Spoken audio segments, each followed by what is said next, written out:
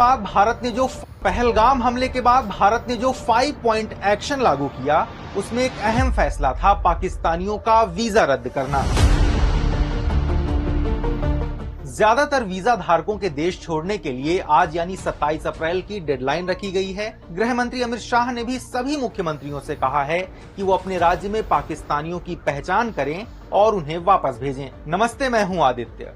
Visa के deadline के बाद भी भारत में बचे पाकिस्तानियों का क्या होगा और सीमा हैदर जैसों के साथ सरकार क्या करेगी, जानेंगे आज के एक्सप्लेनर में। 1992 में सार्क वीजा छूट स्कीम शुरू हुई थी ताकि बार बार वीजा प्रोसेस की जरूरत न पड़े। इनमें जज, खिलाड़ी जैसे हाई प्रोफाइल लोग शामिल होते हैं। इन सब के वीजा 27 अप्रैल तक ही वैध हैं। इसके साथ ही बिजनेस, जर्नलिस्ट और स्टूडेंट्स जैसी 13 कैटेगरी के वीजा धारकों को भी 27 अप्रैल तक भारत छोड़ना पड़ेगा। सिर्फ मेडिकल वीजा धारक यानी भारत इलाज कराने आए पाकिस्तानी नागरिकों को 29 अप्रैल तक की मोहलत दी गई है। इसके अलावा पाकिस्तानी हाई कमीशन के डिफेंस, नेवी और एयरफोर्स के डिप्लोमेट्स को अनवांटेड पर्सन घोषित कर 30 अप्रैल तक भारत छोड़ने को कहा गया है। तो किन लोगों को इस आदेश से बाहर रखा गया है, अब ये समझते हैं। भारत सरकार ने लॉन्ग टर्म वीजा यानी LTV धारक पाकिस्तानी नागरिकों को इस आदेश से बाहर रखा है। लॉन्ग टर्म वीजा 4 कैटेगरी में मिलता है। पहला, पाकिस्तान के अल्पसंख्यक यानी हिंदू, सिख, बौद्ध, जैन, पारसी और क्रिश्चियन।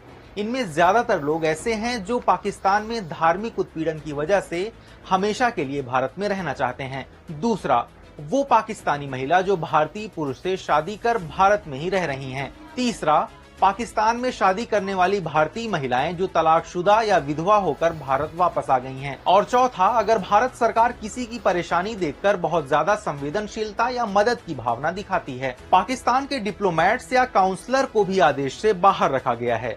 अब सवाल आता है कि जिन पाकिस्तानियों ने डेडलाइन खत्म होने के बाद भी भारत नहीं छोड़ा, उनके साथ क्या होगा। इस पर सुप्रीम कोर्ट के सीनियर एडवोकेट अश्विनी दुबे कहते हैं, इस आदेश का उल्लंघन करने वाले पाकिस्तानी नागरिकों को गैर कानूनी विदेशी माना जाएगा। नई इमिग्रेशन एंड फॉरेनर्स एक्ट 2025 के तहत ये अपराधी माने जाएंगे और इन्हें अधिकतम 5 साल तक की जेल या 10,000 से 50,000 रुपए तक का जुर्माना देना होगा।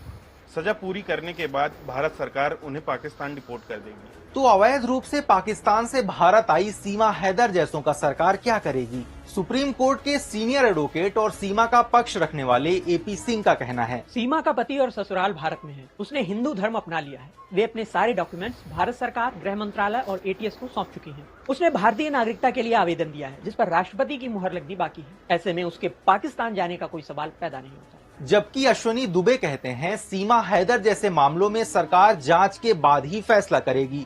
इसके अलावा भी कई केस हैं जिन पर सुनवाई बाकी है।